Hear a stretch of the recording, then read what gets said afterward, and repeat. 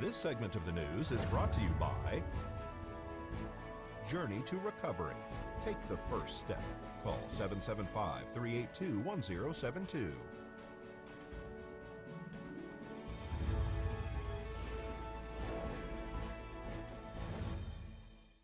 Let's join Angela Miles with today's Business First Brief.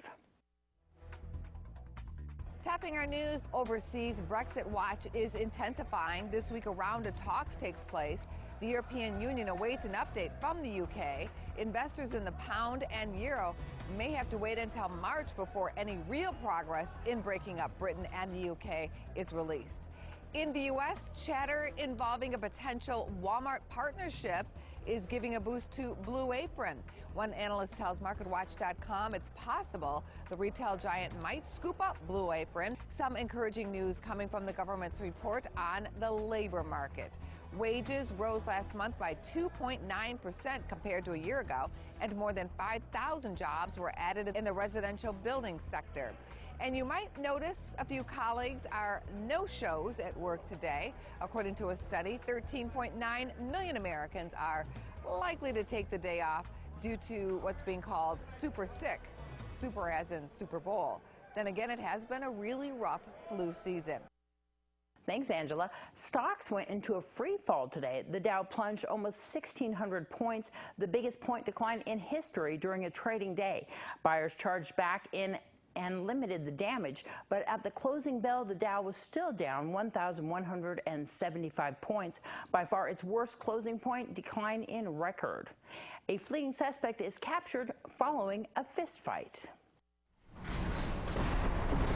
Brandon Reading has been arrested for domestic battery, home invasion, burglary, and resisting a public officer. According to the declaration of arrest, deputies were dispatched to Wood Chips here in Pahrump for a report of a domestic battery. Upon arrival, they learned that the suspect, Brandon Reading, had left the area. According to the victim, he was inside the residence eating lunch when Brandon came to the front door, kicked it in, causing the door to come off its hinges. He claimed that Brandon came inside and immediately began punching him. As the fight continued, the victim said that Brandon threw a beer at him. The victim then said he grabbed a baseball bat to defend himself. He said that Brandon then left on foot towards Basin Avenue. A female victim said that Brandon was upset because they had left some food on their porch that he was supposed to come get, but apparently didn't think that they left him enough. Police say that they made contact with Brandon walking near Irene and Leslie Street, and upon speaking with him, they saw that he had an injury to his right hand and fingers with fresh blood around it. Brandon did admit that he got the injury during a fight with one of the victims. Brandon Reading was arrested and taken into custody and transported to the Nye County Sheriff's Office Detention Center. This is Deanna O'Donnell for News 46.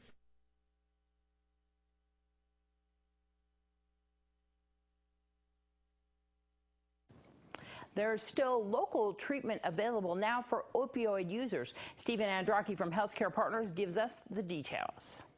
Most addicts that I treat did not want to be addicts. They started taking pain medications, perhaps for broken bones. They liked it. There are some people who really, really like the effect of opiates. Like some people really, really like the effect of alcohol.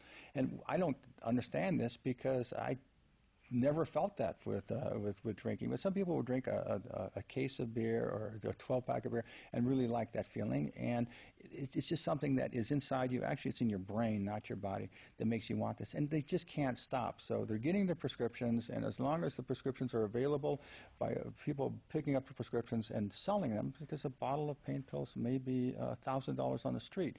They get their money by selling these, by it's called diversion, to somebody who buys these. And as the supply goes down, because we have more restrictions onto prescribing and how much we can prescribe in a period of time and not getting from other doctors, et cetera, that the price goes up, and when the price of pills goes up, there's an alternative, and it's decided by the cartels and by Mexico and all the other countries that are going to supply illegal drugs, which is heroin. It's not a moral failure if you're addicted to medicines. I've had older people say, I just can't stop taking these medicines. I take too many. So we give them an option. I give them a prescription. They have to keep coming back. They have to be clean. They can't be taking any other medications, any other opioids or narcotics.